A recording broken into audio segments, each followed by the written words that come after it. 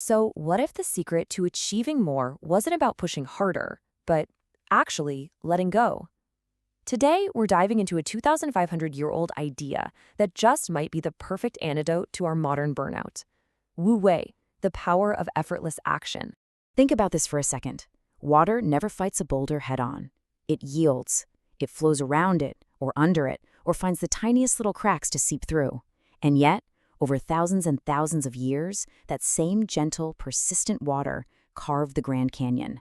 This single image, well, it's the key to understanding everything we're about to talk about. And this lesson, this idea of yielding in order to overcome, that's the very heart of the Taoist principle of Wu Wei. It's a really simple idea, but it has some pretty profound implications. Now, this idea has some seriously deep roots.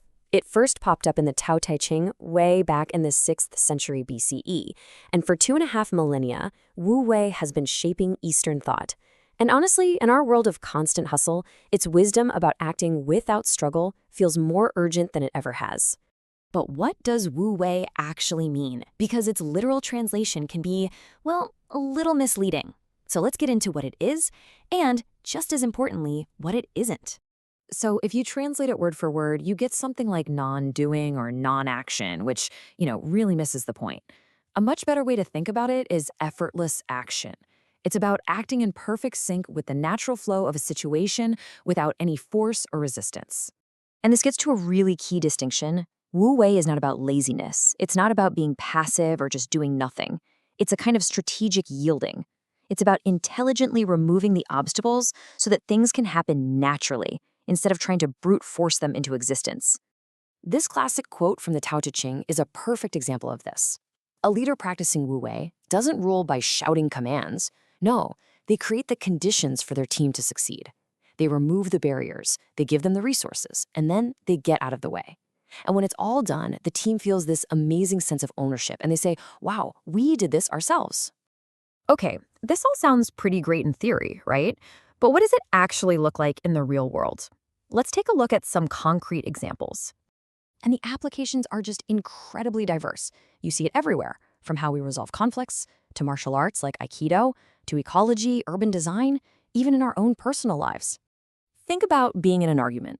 You know what happens when you just keep pushing your point harder and harder, right? The other person just digs their heels in even more. Their resistance skyrockets. But what if you yield? Now, I don't mean surrender. I mean you genuinely listen to their side of things. All of a sudden, their resistance starts to dissolve because they're not fighting you anymore. That is Wu Wei in action. And we've all been there, haven't we?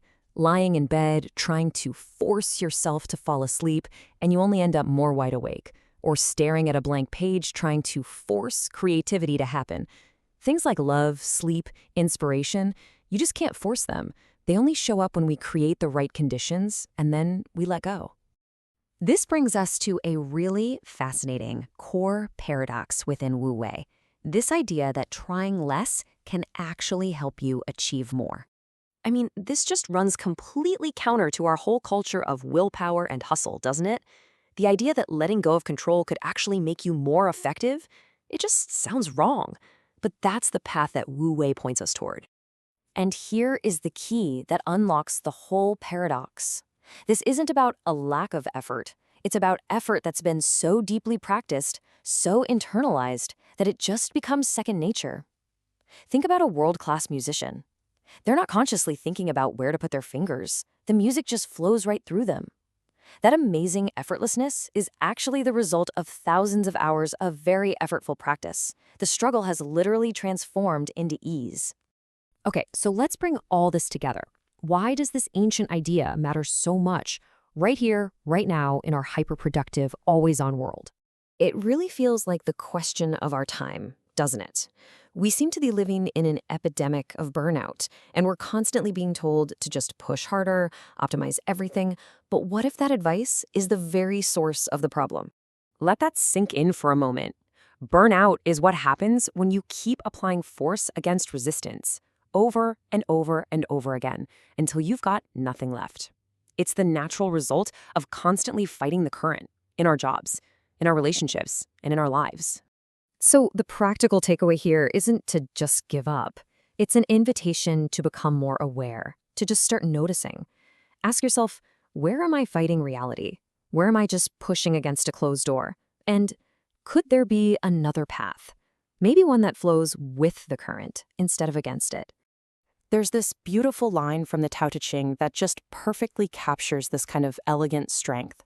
It's a reminder that true power isn't found in rigid force, but in being flexible and resilient. So, as we wrap this up, here's one last thought to take with you. Just take a look at your own life, your work, your relationships, your goals. Where are you trying to be the rock, all rigid and forceful? And where could you maybe try being the water, yielding, flowing, and in the end, carving your own canyon?